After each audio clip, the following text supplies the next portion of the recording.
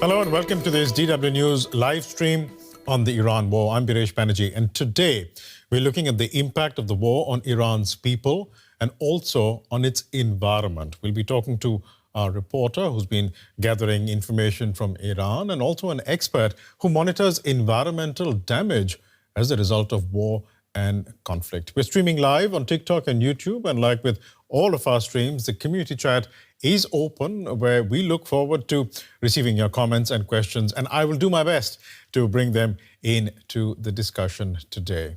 Now, Iran has been facing joint attacks from the US and Israel for nearly 2 weeks now.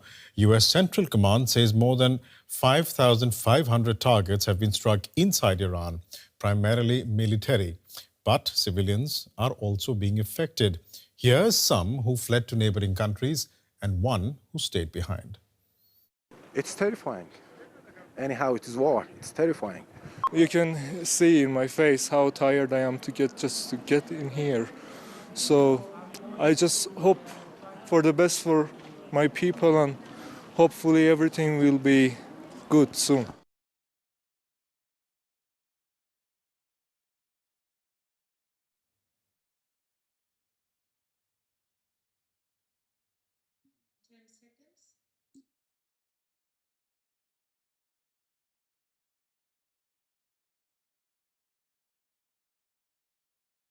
Apologies for that, for no sound over there, but that was basically a clip from somebody from the Iranian Red Crescent reporting from the site of a strike in Tehran. We'll try and play that soundbite for you later if we can. But let's get more now from Niloufer Ghoulami from DW's Persian service. She joins me now for more. Niloufer, thanks so much for making the time.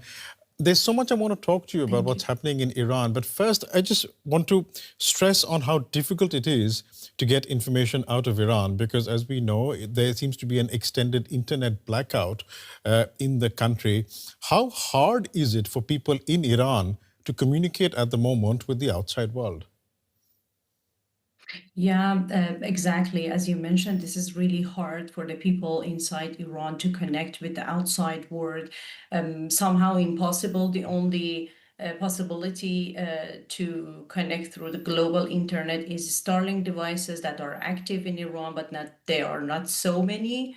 And also sometimes, for example, some of these VPN proxies also working, but only for a limited time.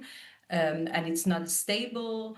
And also telephone communications are totally down. For example, people can't easily directly call people outside Iran. They need to buy some kind of packages that are really expensive at the moment. To maybe talk for only 1 minute, and after that everything is down. And also we can't contact people directly. There is no possibility for calling people from outside Iran via phone calls. So how has it been for you? Because I know you have been able to be in touch with some people in Iran. I mean, from which cities have you been able to be in touch with people in Iran? And what are they telling you? I mean, we just said earlier, there's been more than 5,500 targets that have been struck inside Iran. And that's just from the American side. How are people coping with it? And what are people telling you? Yeah. For example, mostly I was in contact with people in Tehran, but also some other parts that they could, like, for example, buying these kind of packages that I told you to call. But the thing is that the Iranian regime is also controlling these kind of calls, recording to just control what has been said. So it's really, really hard to talk to the people. And the only possibility that we have through these Starlink internet connections, that, for example, sometimes they can send video footages or something, they can describe this, how is the situation inside the country. But from this limited context that we have, I can say that people are really stressed. This is a really stressful time for the Iranian people. They are terrified, especially regarding the fact that there were really so many attacks in Tehran, especially in Tehran. They are like, seems really focused on Tehran and different parts of Tehran. And the thing is that all of these military bases, police stations and stuff that are being attacked are exactly in the middle of the cities and so close to residential buildings. So, and also when, for example, these attacks happen, people reported that there are like electricity down, sometimes water down. There is no water, there is no electricity. So people are afraid because of these fire jets flying so down, and they can almost hear everything. And they feel like without these internet connection or any possibility to communicate with the outside world or with their loved ones around the world, they feel also like in a prison, that they can't do anything and they're stuck between a war and a regime that even in this situation, under these war situation, doesn't want people to at least have access to the internet.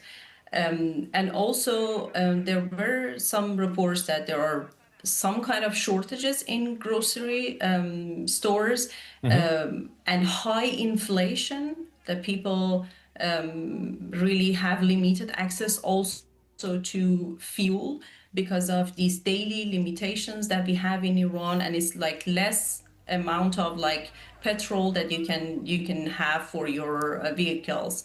Right. So this is a really special situation for the Iranian people. I mean, there are comments already coming in the chat that we have open on the stream on YouTube, and I'll just want to read out some of them. Nilofer, just stay with me. We have at JB No Time saying that some IRGC people, that's the Iranian Revolutionary Guard Corps, are running away from Iran in fear of retribution for their deeds when the regime falls. The regular Iranian people not involved in the crimes of the regime have no reason to leave. We do want to talk about the Iranian regime. We'll do that in a moment. But then there is a question here from user at Gaetano94. I hope I got that right. And the user is asking on YouTube, how do you feel that about people with pre-existing conditions in Iran? How will this war affect their lives? You were talking about shortages earlier. You were talking about no water, no electricity. With this being the context, people with pre-existing conditions and other medical conditions, do we know what the impact on them is? Yeah, exactly. Like, for example, Iran was already suffering a dire economic situation, weakened infrastructures. So now we've seen that it's getting even worse.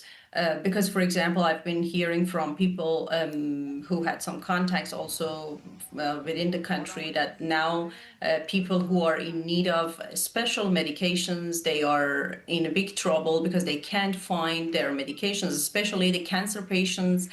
And also, yeah, as I've mentioned, we've also seen the same situation during the 12-day war with Israel. There were also shortages. There were also people worried that if this is going to last longer, if they can provide their families the groceries, the basic needs and everything.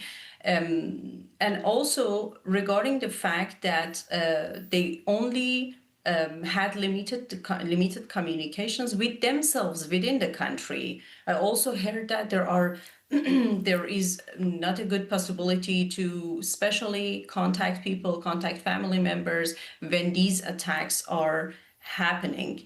And there is another thing that I also want to mention here, that, for example, this is a special time of year for Iranians, because we are really close to Persian New Year, Nowruz. It's Right. in 1 week, and it is a really special celebration, special traditional time of year for Iranian people. But now nobody is in the mood for New Year. Although the fact that, for example, Khamenei is dead, but people are really terrified. They don't know what is going to happen to them. They don't know if for example, this war is going to continue for like 4 weeks, 5 weeks like this, what is going to happen for them. So the situation is really, really hard for them. Nilofer, stay on the line. I don't know if you've been able to see, but we've been constantly showing images that where we've been able to get from the Iranian Red Crescent Society of bomb damage from airstrikes in different parts of Iran. I think there's two things I want to do. I want to hear from one of the people from the Iranian Red Crescent who recorded himself at the site of one of these attacks, just to hear what the tension and how it is actually at one of these locations. This was a soundbite that we played earlier without sound. We'll try and play it again, hopefully with sound now. It's Rezalat Street, and two residential blocks were hit by the enemy's rocket. So far, relief forces and the Red Crescent teams have been able to pull 3 people alive from under the rubble and bring them out. And they're trying that if anyone else is still trapped under the rubble, they can be rescued quickly. If any bodies of martyrs are still under the rubble, they will also remove the bodies of the martyrs. The structures are very unstable, but the Red Crescent people, with all their efforts, and the firefighting and relief forces are trying to continue their work. Directly from the site of one of those attacks. And Nilofer, and just the second thing I would like to sort of do here is to provide some sort of a visual reference for everybody who's tuned in on our live streams to understand the scale of these strikes. I mean, that visual that we saw over there, expand that to across the country. Now, what you're seeing at the moment, what our viewers are seeing on their screens is basically a map. It's an interactive map. I'll just play it. It's from the Institute of the Study of War, which is the same think tank that's basically been tracking the Ukraine war over these past few years and been producing lots of accurate maps of the conflict. This is a map that they've produced about the war in Iran, and I'm just going to sort of play it. There's a play button there. I don't know if you all can see it there. It's right there in the middle, and it's basically tracking the strikes against Iran, but also in the neighboring region. Over the past 2 weeks since this war began, and therefore you see this screen changing on the computer. And just to point out a few things, these clusters that you see, these circles that you see, I'm going to try and move my cursor on top of this. Maybe you can see it. So on this cluster, which says 21, for example, if I click on it, it should provide information about what this cluster is. There you go. So this cluster basically is a cluster of certain events that have happened, including confirmed airstrikes, a reported airstrike, reports of explosions with footage. So that is the information that you get if you click on these clusters. But it basically sort of goes to show you that from the 28th of February, and there you see over there, starting the 28th of February when this campaign against Iran began, until the 10th of March, this is the information that is contained on this live map, and you all can play this. We'll try and put this link into the chat so you guys can follow this along at your own convenience. Nilofer, I don't know if you'll be able to see this map, but then if you just look at the number of clusters, the circles and what has been circled on Iran there, it is just a stunning number of attacks. And I wonder, the scale of these attacks, this must be a first for this generation of Iranians. Yes, exactly. The generation that has never experienced, like, for example, Iran-Iraq war that lasted for 8 hours, for example. I haven't experienced such a thing. But yeah, instead they experienced 12-day war. They experience these attacks that are happening now and continuing for almost 2 weeks. The thing is that the Iranian regime always is interested in crisis, because they also can have full control over society. They can, for example, now we see with these new technologies, they ban people from accessing to the internet. And I guess that at the same time, they are going on with their plans for having some kind of intranet, some kind of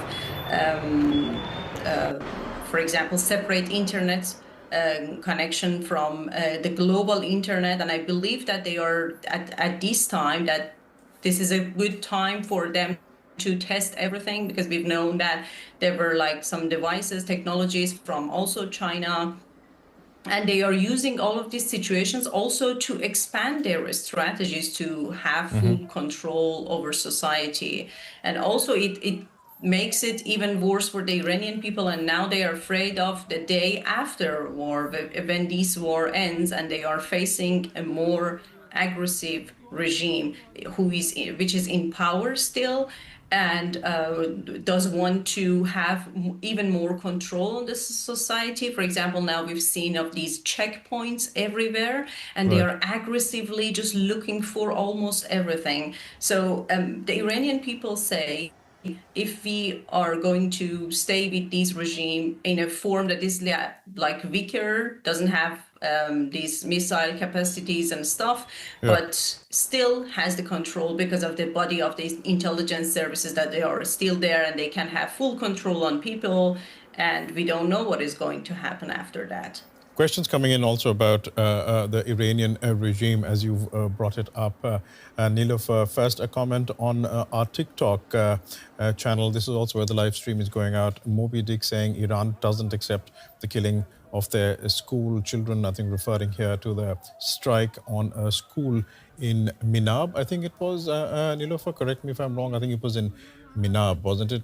Yeah, and then there is also this question from Rebel Mitten 6 asking on TikTok, Western news says that it is unlikely that the people will attempt to overthrow the government. Is that true? And it's a very pertinent question, Niloufar, because at various times Donald Trump and Benjamin Netanyahu have urged the people of Iran to stand up and overthrow their government. Is there any likelihood of that happening? Yeah, about the school in Minab, this is really terrifying thing that happens, and this is the thing that always people who are against any kind of war are warning about, that nobody has control over everything. Mistakes can happen, things like this can happen, everything can happen, and it's out of control of nobody, but only the people who are starting this. And so we've seen these devastating images, and so many children got killed. But the thing is that when a society is under attack like this, and they still have to try to survive in this situation, it is really hard to expect them to come to the streets. I don't know if it's on Iranian people if they want to do that. But I mean, at the time that you are witnessing a war, it is really unlikely to happen that we see people in the streets. But yeah, maybe if we don't know how far this is going to go, but if we go, for example, to the stage that there is no real intelligence service anymore, or Basij or other militia groups, maybe Iranian people choose to come to the streets and think that, yeah, this is a good moment to come to the streets and, for example, show our protests. Yeah. You know, you're talking about people showing up in the streets. In fact, people did show up in the streets, but not to protest against the regime, but in support of the regime. We have some images. I think it was yesterday, Niloufar, you were following this more closely than I am. This was in Tehran. We can bring those images up. This was basically of people out in support, in a sense, of the regime, and also trying to mourn the children that have been killed in a school strike. And also the other leaders of the regime that have been killed in the war up to now. Those were the images from yesterday. And there were also people at this rally who voiced their opinions about what they feel at the moment. I think it's just worth playing those sound bites just so we have an idea of what at least the regime supporters are thinking. All these people here will defend their homeland, their new leader, and the principles of their martyred imam to the last drop of their blood. We will never back down. The war must continue until they receive a crushing blow from Islam, Iran, and the Iranian people. They are cowards. Now that they are losing the war, they ask for a ceasefire. I don't know if you would, how you would classify those sound bites, Niloufar, based on what we heard. Would you say that is a majority opinion, or is that a manufactured opinion, or if it is propaganda? Yeah, I mean, unfortunately, Iran is a polarized society, especially at this moment. And yeah, this is the camp of regime regime supporters, that the regime is always using them every time something big happens. For example, every time a protest happens, every time they are having a war kind of crisis, they try to bring their supporters coming to the streets and chanting in favor of the regime. But this is the fact that many people in Iran, they don't want Islamic Republic regime anymore, but they want a democracy. But the thing is that, yeah, for example, in these kind of situation, the regime can also use these people even to turning them against other Iranians that are totally opposing this regime and want to establish a democratic government, for example. But yeah, all of these images and scenes that we have, they are somehow manufactured protests. But the thing is that, yeah, we can't ignore the fact that like a large number of people in Iran supporting these regime ideologically, or maybe they have, I don't know, some kind of benefits of them being in power or other factors. We all remember the time, I don't know, I hope people remember the time that before this war started, there were numbers of anti-regime protests.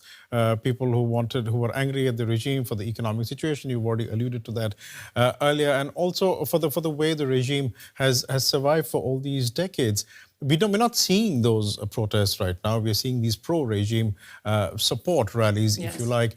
And I just wonder, the fact that Iran is under attack and a lot of Iranians have fled to neighboring countries, some from Tehran have gone to the countryside to escape the airstrikes.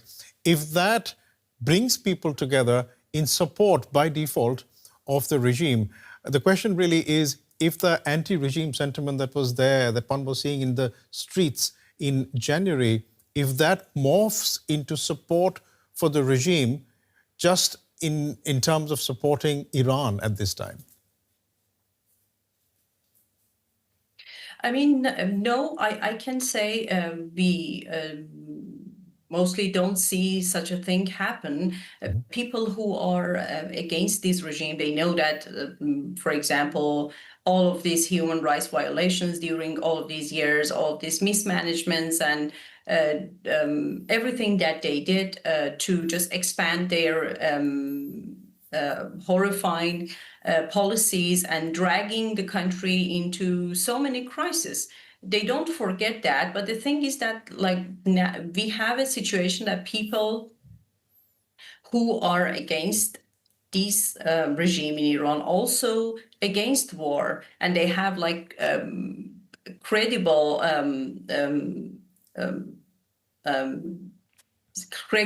sentiments, let's say, about that, because they say we can't have a democratic government with the war. We can't, yeah, there might be a weakening, for example, the regime, but having a democratic government is something that Iranian people, for example, should decide for or try for. But at the same time, some think that, yeah, we can't do things without the outside help. And when we are facing this brutal regime that is capable of doing almost everything to just kill everyone who is against, or send them to prison, or like so many harsh punishments, for example, we can't do anything without outside help.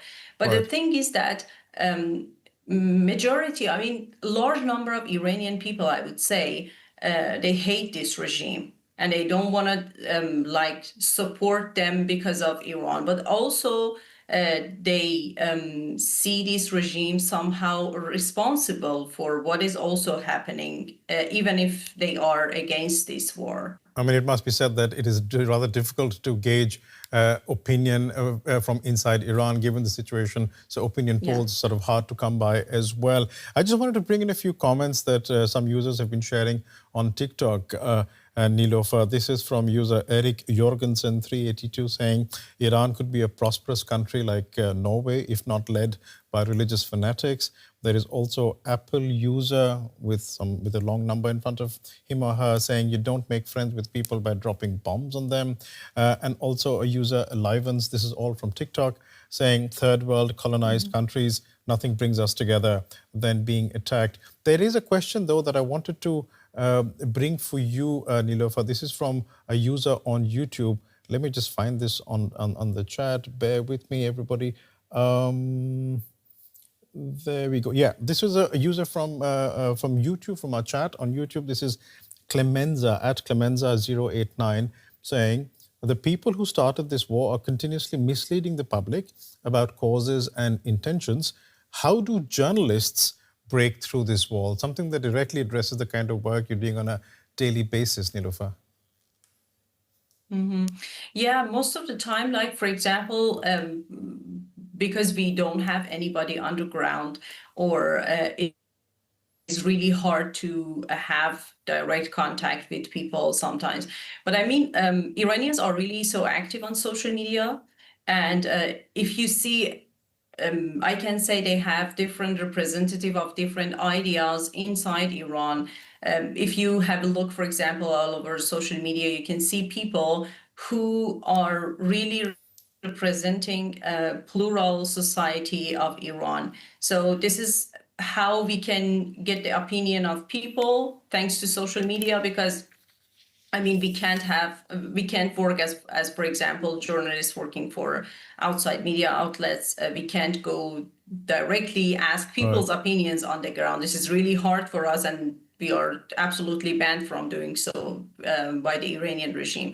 But yeah, like I can say, the only possibility now that we have is a very organic way of talking to people through social media, or reading their comments, reading their opinions, especially on war, on protests, on what is going to happen after wars, or for example, on everything else that is, for example, that sometimes are big discussions within the society of Iran. Right. And it must also be said that here within DW as well, we can give an example, because we are involved in this process. A lot of the material that is coming out is also being fact-checked. It's also being verified before we ourselves putting it out. And there are some local sources also inside the country. There are some local sources every time that we have something big, for example, is happening. We do these checks with our local sources, our citizen journalist reporters, they are doing a great job to just show the world what is exactly happening inside the country, and not only the government narratives on everything. All of this in the middle of a war. I think we'll let you go, Nilofer. I know you have a very busy day. Thanks so much for spending this time with us. I'm sure we'll check back in with you as this conflict carries on. But thanks so much for the moment. Nilofer Gholami from DW's Persian service. Thanks so much. Thank you so much. Now, your comments are coming in thick and fast on YouTube and TikTok. We're trying to bring them in, so please keep writing into the chat so we can bring them in to the discussion. And the discussion continues now. And as I promised at the outset, we'd also be looking at the environmental impact that the war in Iran is having. And to that end, air attacks at the weekend targeted oil depots around the capital, Tehran, and fires sparked by those attacks sent thick clouds of black smoke over the capital. Residents were told to avoid exposing themselves to the fumes because they could cause damage to the eyes and lungs. And rain at the weekend mixed with soot and oil in the smoke fell as black rain across Tehran.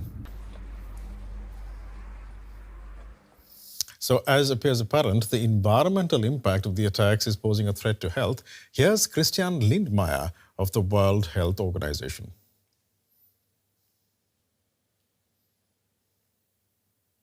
The black rain and the acidic rain coming with it is indeed a danger for the population, respiratory mainly, and it could be acidic, depending, of course, what context you have.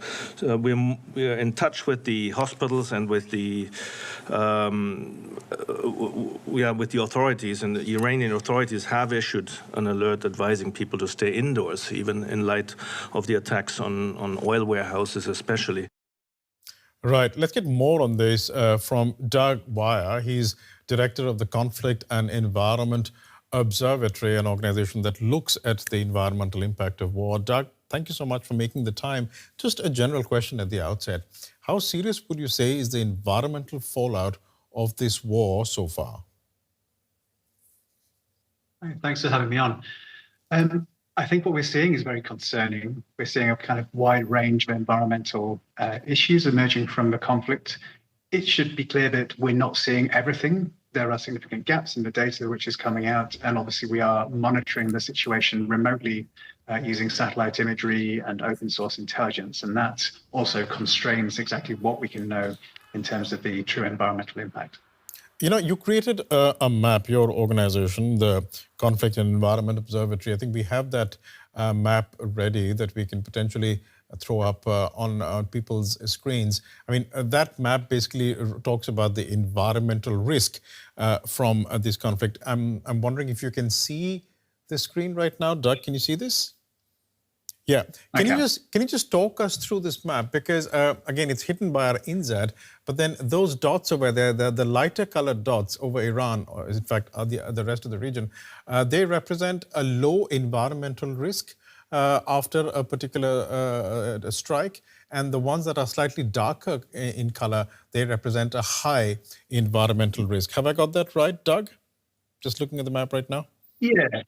Yeah. Yes, that's correct. So just based on this, I mean, there appear to be more lighter colored dots than darker colored ones. Would that suggest that the environmental risk at the moment is less and therefore one can, I don't know, breathe a sigh of relief? Or am I being too optimistic here? I think you're being too optimistic. Okay. So where we are with this map, so we have identified over 300 environmentally problematic incidents. So this is environmental damage at facilities where we know that if they are damaged, there is a potential for environmental risk. So for example, like an oil storage depot. We look at the locations, we look at what's happened, we look at what kind of installation it is, and we look at things like how close it is to population, whether it's close to ecologically important areas, and that gives us a way of producing a risk score. So that's the color shading that you're seeing. It's where we think from the remote assessment that the risk is most acute. But there are limitations on that. You know, we have seen thousands of strikes by the US alone. They're saying up to 5,000 locations have been targeted. When we are looking using remote assessment, we need to have access to satellite imagery, and that's quite constrained at the moment, certainly in terms of facilities outside of Iran. And obviously, we also rely quite a lot on social media and other sources of information from people on the ground. And because of the internet block, there is less information coming out. So this is really just scratching the surface so far in terms of the potential environmental risks from the conflict. Right. I mean, you're the guy who actually looks at this and has deep knowledge about this. I'm just a guy trying to understand from you what's going on. So just based on that, I mean, Iran was suffering a drought, was it not? Or is it still in the midst of drought, A? And B, just based on the geography of Iran, how should we interpret these strikes on oil facilities, for example? We've seen these huge plumes of black smoke in Tehran and all this acid rain falling. In relation to its geography and in relation to this drought that Iran was experiencing or is experiencing, how bad are things? Yeah, I think the oil facility strikes are a good example. So these are very environmentally damaging. They have atmospheric emissions, but they also have potential to contaminate soils. And if you're contaminating soils, then you're also contaminating water. And in Iran, there's a drought, water scarcity, but there's also water mismanagement as well. And this means that the aquifers that Iran does have are particularly precious and in need of protection because Iran is already suffering from water insecurity in these drought conditions. So it should place a particular onus on the parties to the conflict to ensure that Iranian aquifers and water resources are protected from conflict pollution. And also there were reports of desalination facilities having been hit in Iran. I mean, does Iran depend on desalination for its water supply? The whole region does. I mean, around 100 million people in the region rely on water desalination plants. Many of these are obviously coastal plants. And so we've seen a couple of instances where we think sites have been targeted with explosive weapons, with drones. But we also have concerns about oil spills in the Persian Gulf because you cannot have oil coming in through the intakes for these water desalination plants. Similarly, they can also be put offline by de-energization events. So if there are attacks on the energy grid or on power production, that could also damage water desalination and interrupt water supplies for, as I say, it's 100 million people in Iran and the wider region. Can we dwell a bit on black rain? Because people in the community, both on YouTube and on TikTok, are asking questions about that. Let me just first bring in a comment from @Clemenza on YouTube saying, Israel and the United States are destroying the infrastructure, causing atmospheric pollution that will cause cancer in decades. I don't know how true that statement is. Maybe you can comment on that. And just one other question from Aaron on TikTok saying, I thought black rain was radioactive. How did Iran get black rain? So if you can just dwell on the question of radioactivity, black rain, and if it'll cause cancer in decades.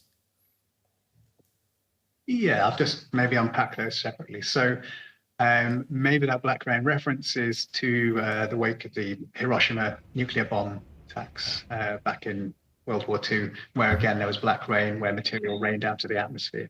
This is very different. I mean, what we're seeing in Tehran is, you know, we've had days of the intensive use of explosive weapons in this urban area. So that is generating particulate matter, so pulverized building materials and other materials which are being thrown into the atmosphere.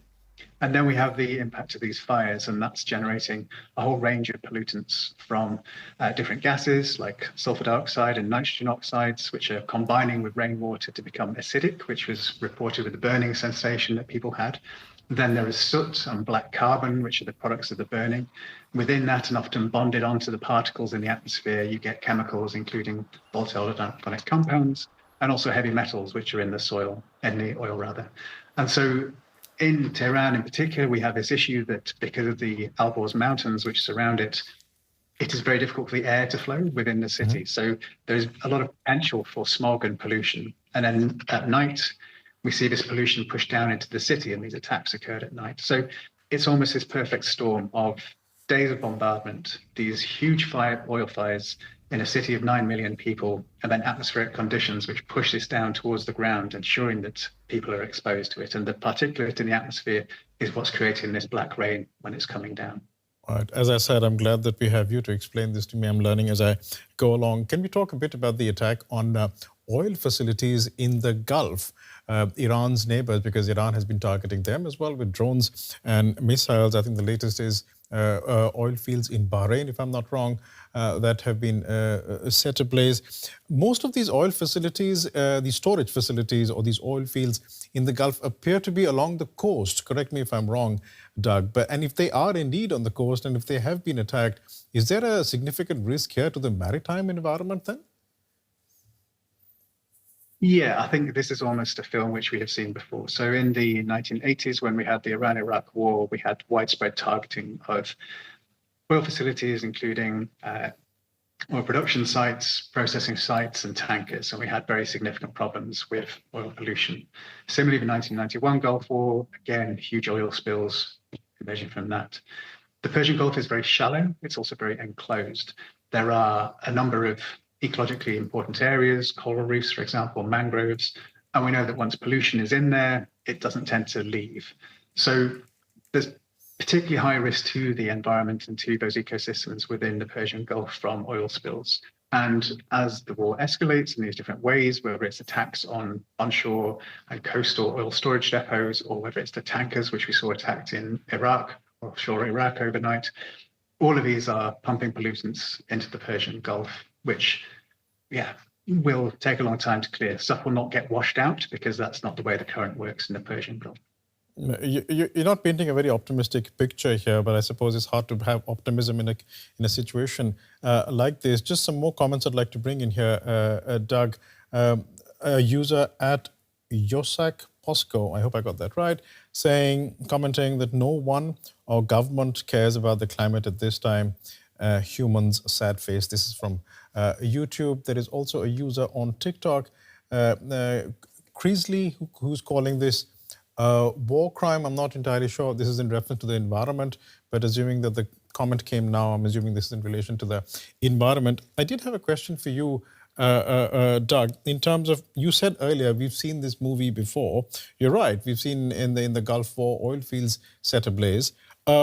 Is there no law, international law, that forbids parties from attacking in facilities like oil facilities or oil fields, facilities that might cause long-term environmental damage? Yeah, I mean, there is a legal framework which is intended to protect the environment during armed conflicts. One of the issues is that the thresholds for what is unacceptable damage are extremely high. And there are also arguments that militaries makes around military necessity of particular targeting sites. So if a site is being used to support the military or the war effort, then it's a legitimate target. Now, there are rules around proportion, around distinction that military should take into account. And on the one hand, you could see militaries arguing that, oil storage is critical for the military and the war effort and for the economy which supports the Iranian military. And that indeed is what Israel argued very loudly after the strikes at the weekend. But I think this is very strongly a case where we have 5 oil storage depots attacked within a city of 9 million people, where we know that the geographic setting of the city makes it predisposed to very poor air quality. And these are the kind of balances that sort of indicate that, things are not being looked at as they should in terms of a legal analysis. But this is an issue. There have been efforts over the last 10 years, 15 years to strengthen the legal framework, but compliance remain poor. Accountability pathways are very limited. And so states often, neglect the environmental protection component. Can you give us something to mull over? I mean, is there any hope for optimism? I mean, how does one enforce, if these laws exist, how does one enforce them? I mean, is there any bright spot here in terms of how one could prevent any environmental catastrophe from happening in the future as a result of war? Yeah, I think, historically there's been this cliche that the environment is the silent victim of armed conflict and that nobody cares about it. And actually what we've seen over the last couple of decades, which is partly thanks to the better access to environmental data and information that we have during conflicts from satellite imagery or open source, that we can actually talk about these environmental risks in the way that we're doing here, right? That, we've been inundated with media requests over the last couple of days by journalists wanting to tell this story because of the degree of environmental concern. And that's not necessarily something which we saw in the past. And the more we can talk about this and the more we engage and the more we can hold 2 ideas in our head at the same time, that we need to protect civilians in conflict, we need to protect the environment in conflict, particularly because people are reliant on the environment for their health and well-being and livelihoods. That's the kind of pathway we need to take. And in terms of policy instruments, it was interesting to see the International Criminal Court last autumn come up with new guidance on integrating the environment when it's looking at war crimes and crimes against humanity. So there are steps taking. It's a very slow process, but we have much more awareness and much more concern these days, and hopefully that will translate into policy change. That sounds a little more optimistic than the discussion we were having earlier. I'm glad we had you on, Doug. Thanks so much for taking the time, and apologies, I mispronounced your last name earlier. Doug Weir from the Conflict and Environment Observatory, director of this organization. Thanks so much, Doug, for taking the time. Pleasure. Thanks for having me. We've been seeing your comments on the community chat in YouTube and also on TikTok, and I wanted to bring in one comment from a TikTok. This was user advocate Ima, who was lamenting that no one is following international law, something to the fact that Doug was also alluding to. You also have user at Ken Mays 4737 on YouTube saying, "This is Trump's war. We don't support this." So a selection there of comments that we're seeing on YouTube and TikTok. Before we go, it's just worth updating you on where we are with this war in the region. So we have 2 tankers that are reportedly on fire in Iraqi waters today in an apparent escalation of attacks by Iran. The International Energy Agency is saying that the war in the Middle East is creating the largest supply disruption in the history of the global oil market. Around 2,000 people have been killed since the US and Israel started bombing Iran almost 2 weeks ago. The United Nations Children's Fund, that's UNICEF, says that more than 1,100 children have been killed or injured across the region as a result of hostilities. Hostilities that for the moment don't show any signs of wrapping up. We have the Iranian regime that is saying it does not want to go in for a ceasefire, and there has been no real concrete offer made from the American side or the Israeli side either. We'll have to see how long these hostilities continue, but you can be rest assured that DW News we'll be covering developments as they proceed. That's it for today. That's it for this live stream. Thank you to all our viewers on YouTube and TikTok who are joining in with questions, and also to our viewers of television who are following this. Remember, you can go back to our social media channels on Instagram, TikTok, Facebook, YouTube for all the latest news and updates. And there's also our website, dw.com. I'm Biresh Banerjee here in Berlin. Thanks so much for watching. Goodbye.